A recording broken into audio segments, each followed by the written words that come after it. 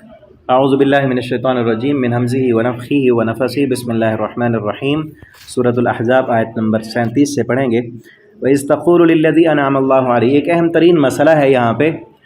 شروع میں تھا نا کہ جس کو آپ نے بیوی کو اگر ماں کہہ دیا ہے تو وہ ماں نہیں بنے گی، منہ بولا بیٹا ہے تو وہ حقیقی بیٹے کی طرح نہیں ہوگا۔ یہ ایسی رسم تھی اس معاشرے میں کہ جس کو اتنی زوردار رسم تھی تو زوردار انداز میں توڑنا تھا، ٹھیک ہے، زوردار رسم تھی کہ وہ بیٹے بنا لیتے تھے منہ بولے، پھر ان کو بیٹوں جیسا وراثت بھی ویسے ملتی تھی، باقی اس کی اولاد ہے تو وہ اس سے پردہ بھی نہیں ہوتا تھا، اور بیٹے کی آگے شادی کی ہے تو وہ جو اس کی بیوی آئی ہے وہ اس کی بہو بن جاتی، جبکہ ہے نہیں، وہ اس سے تو پردہ ہے، ٹھیک ہے۔ حقیقی بہو اپنے بیٹے کی جو بیوی ہے اس سے تو پردہ نہیں ہے، نہ اس سے نکاح ہو سکتا ہے، ٹھیک ہے۔ جو منہ بولا بیٹا ہے اس کی بیوی سے تو نکاح بھی ہو سکتا ہے اور پردہ بھی کرنا ہے، جبکہ اس معاشرے میں یہ نہیں تھا۔ اللہ رب العالمین نے یہ کروایا کہ آپ صلی اللہ علیہ وسلم کو منہ بولا بیٹا بنوایا آپ کا زید بن حارثہ، وہ آپ صلی اللہ علیہ وسلم کے منہ بولے بیٹے تھے۔ ان کا بھی بڑا زبردست واقعہ ہے آپ صلی اللہ علیہ وسلم کی محبت اور اثار کا، بتا دیں سبق لمبا نہ ہو جائے، مختصر آپ کو بتاتا ہوں۔ زید بن حارثہ تھے حضرت خدیجہ رضی اللہ تعالی عنہ کے غلام، ان کے غلام تھے، انہوں نے آپ صلی اللہ علیہ وسلم کو تحفے میں دیا تھا، آپ کے پاس رہے، محبت اور پیار اور شفقت سے پالا آپ کو۔ تو ان کے نا والدین بڑے امیر تھے، زید بن حارثہ کے، ٹھیک ہے، ان کے والدین بڑے امیر تھے۔ وہ ڈھونڈتے ڈھونڈتے کسی جنگ میں کہیں گم ہو گئے، بکتے بکاتے آ گئے ادھر، ان کو پتہ چلا کہ آپ کا بیٹا جو ہے نا وہ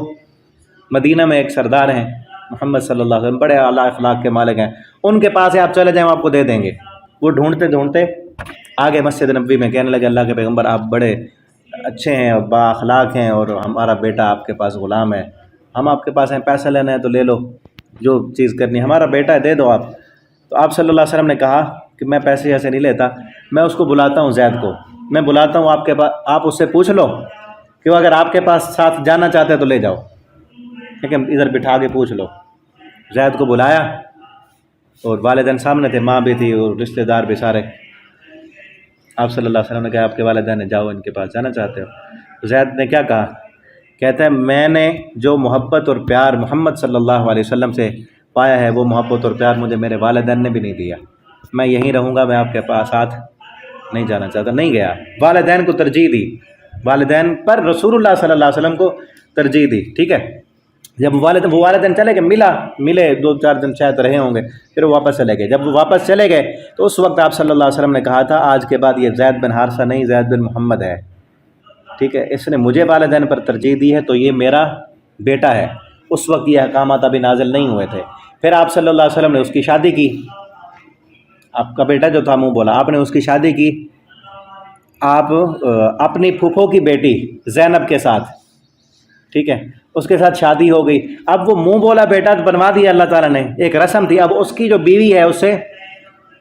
اس معاشرے کے تحت نہ پردہ ہے نہ اس سے نکاح ہو سکتا ہے۔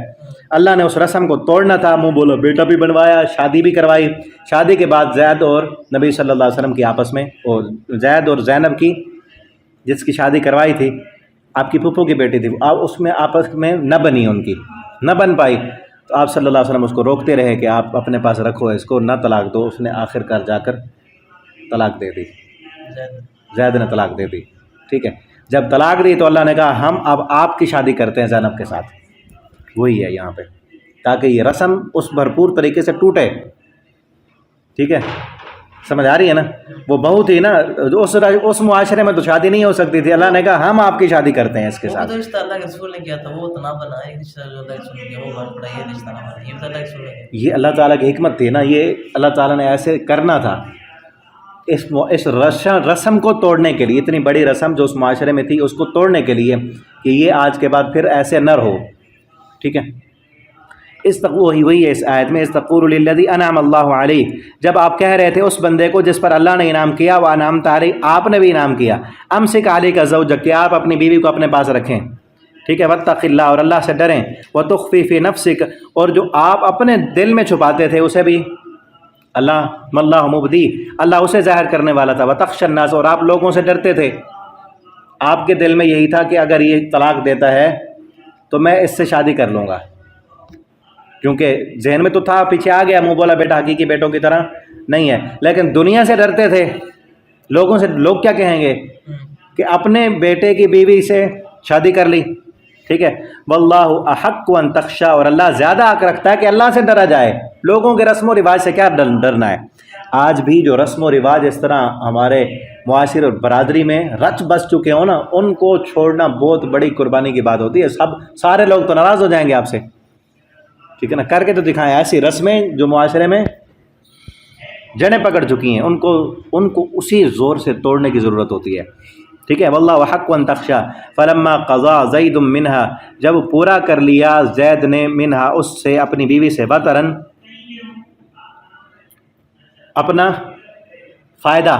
یہ جتنے دن اس نے رکھنا تھا رکھ لیا، زوجنا کہا، ہم نے شادی کر دی، یعنی اس نے طلاق دے دی عدت گزرنے کے بعد، ہم نے نکاح کیا آپ کا، ٹھیک ہے، لکی لا یکون علی المؤمنین حرج، تاکہ باقی مومنوں پر کوئی حرج باقی نہ رہے، فی ازواج ادعیاہم، ان کے منہ بولے بیٹوں کی بیویوں میں، ٹھیک ہے، کہ اس بیوی سے پردہ بھی کرنا ہے، اور اسے اگر اس منہ بولے بیٹے نے طلاق دے دی ہے تو اس سے شادی بھی ہوگی۔ اذا قضوا منہن وطرا، جب وہ ان سے اپنا فائدہ پورا کر لیں، اپنی حاجت پوری کر لیں، وکان امر اللہ مفعولا، اور ہے اللہ کا کام کیا ہوا، کہ اللہ کے ہاں تو یہی اسی طرح تھا پہلے، یہ تو مشرکین نے آ کر اپنے رسم و رواج میں یہ حرام کر دیا تھا۔ ما کان علی النبی من حرج، نہیں ہے نبی صلی اللہ علیہ وسلم پر کوئی حرج، فیما فرض اللہ علیہ، اس میں جو اللہ نے فرض کیا ہے، سنت اللہ، یہ اللہ کا طریقہ ہے، فی الذین، ان لوگوں میں، خلو من قبل، جو ان سے پہلے گزر چکے ہیں، پہلے انبیاء میں بھی یہی طریقہ رہا ہے، وکان امر اللہ قدرا مقدورا، اور ہے اللہ کا حکم طے کیا ہوا، اندازہ لگایا ہوا، الذین یبلغون رسالات اللہ، وہ لوگ جو اللہ کے پیغامات کو پہنچاتے ہیں، ویخشون، اور وہ ڈرتے ہیں، ولا یخشون احدا الا اللہ، اللہ سے ڈرتے ہیں، اللہ کے علاوہ کسی اور سے وہ نہیں ڈرتے، وکفی باللہ حسیبا، اور اللہ کافی ہے حساب لینے والا۔ ما کان محمد ابا احد من رجالکم، نہیں ہے محمد صلی اللہ علیہ وسلم ابا احد، باپ تم میں سے کسی ایک کے، من رجالکم، مردوں میں سے، ٹھیک ہے، آپ عورتوں میں سے تو آپ باپ ہیں، آپ کے بیٹے تھے تو وہ چھوٹی عمر میں ہی فوت ہو گئے، تو اللہ تعالیٰ فرماتے ہیں آپ محمد صلی اللہ علیہ وسلم تم میں سے کسی مرد کے باپ نہیں ہیں۔ اور اس میں بھی حکمت ہے کہ اگر آپ کے بیٹے جوان ہوتے تو وہ بھی نبی بنتے نا، ٹھیک ہے نا، اسی لیے اللہ تعالیٰ نے آپ کو بیٹے دیے ہیں، لیکن چھوٹی عمر میں ہی وہ فوت ہو گئے۔ ولیکن رسول اللہ، لیکن اللہ کے رسول ہیں، اور مقام اور مرتبہ کیا ہے آپ صلی اللہ علیہ وسلم کا، کہ جو ہمارے باپ کا مقام ہے نا، ہمارے لیے اس سے بڑھ کر نبی صلی اللہ علیہ وسلم کا مقام ہے۔ باپ کے حکم پر ہم جان نہیں دے سکتے، نبی صلی اللہ علیہ وسلم کے حکم پر جان دینا ہی اس جان کا حق ادا ہو جائے گا، جان نہیں دیں گے تو پھر یہ جان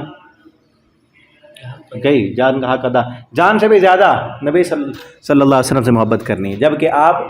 حقیقی معنوں میں جو خونی باپ ہوتا ہے ان میں سے کسی مرد کے آپ صلی اللہ علیہ وسلم باپ نہیں ہیں، لیکن روحانی باپ ہیں آپ، انا، نبی صلی اللہ علیہ وسلم نے فرمایا نا، کل پرسوں ہم نے حدیث پڑھی ہے مشکات میں، انا کمثل والدکم، میں تمہارے اوپر تمہارے والد کی طرح ہیں، اعلمکم، میں تمہیں سکھاتا ہوں طریقے دین کے، پاکیزگی کے، طہارت کے، ٹھیک ہے، لیکن آپ رسول ہیں، وخاتم النبیین، اور خاتم النبیین ہیں، خاتم اصل کہتے ہیں مہر کو، اور اس مہر کو کہتے ہیں کہ جو خط ڈالنے کے بعد نا ایک ہوتا ہے لفافہ، ایک لکھتے ہیں خط کاغذ پر اور اس کو پھر لفافے میں ڈالتے ہیں، لفافہ بند کر کے اوپر جو مہر لگائی جاتی ہے، وہ مہر اس لیے ہوتی ہے کہ اب یہ لفافہ نہ کھل سکے، کہ اندر کوئی چیز نہ جائے، ٹھیک ہے، وہ اگر مہر اتر گئی تو سمجھو اندر 2 نمبری ہو گئی ہے، وہ مہر اوپر، یعنی نبوت کا سلسلہ ختم ہونے کے بعد جب بند کر دیا ہم نے وہ سلسلہ، اوپر مہر لگائی ہے، یعنی بوتل کے اوپر سیل لگی ہوئی، ہاں وہ سیل لگ گئی ہے، اب ختم، کوئی اور نبی نہیں آ سکتا، اسی لیے کہا نا کہ کسی مرد کے باپ نہیں ہیں، اور خاتم النبیین ہے، کسی مرد کے باپ ہوتے تو وہ بھی نبی بنتے پھر، ٹھیک ہے نا، وخاتم النبیین، اور آپ خاتم النبیین ہے، تمام نبیوں کا اختتام کرنے والے ہیں، وکان اللہ بکل شیء علیم، اور ہے اللہ ہر چیز کو خوب جاننے والا ہے، آپ کے بعد اب کوئی نبی نہیں آئے گا۔ اور آج دعوت تو بڑوں نے کیا، نبی صلی اللہ علیہ وسلم نے فرمایا تھا کئی دجال اور کذاب اور جھوٹے آئیں گے، اس طرح ہمارے پاکستان بننے سے پہلے مرزا قادیانی جھوٹا آیا تھا، اللہ نے عبرت کا نشان بنا دیا، لیکن آج بھی قادیانی تو موجود ہیں، اس وقت کے ہمارے جو علماء تھے ان سے غلطی ہوئی، ہر انسان سے غلطی ہو سکتی ہے، غلطی یہ ہوئی کہ انہوں نے اس کے ساتھ مناظرے شروع کر دیے کہ سچا ہے یا جھوٹا ہے۔ مناظرے نہیں کرنے تھے، کیا کرنا تھا؟ جس طرح حضرت ابوبکر صدیق رضی اللہ تعالیٰ عنہ نے نبوت کا دعویٰ کرنے والوں کے خلاف اعلان جنگ کیا تھا، انہوں نے بھی یہ کم از کم فتوی دے دیتے یہ مرتد ہے اور مرتد کی سزا قتل ہے، تو کوئی تو غازی علم دین اٹھتا، کوئی تو اٹھتا نا۔ انہوں نے مناظرے کرتے رہے اور وہ مناظروں میں یہ ہوا، مناظرے تو وہ ہار گیا، لیکن نقصان یہ ہوا کہ آج تک قادیانی موجود ہیں۔ اگر وہیں کام کر دیا گیا ہوتا ہے اس کا تو قادیانی نہ ہوتے۔ بہرحال جو اللہ کو منظور ہوتا ہے وہی ہوتا ہے۔ وکان اللہ بکل شیء علیم، اور اللہ ہر چیز کو خوب جاننے والا ہے۔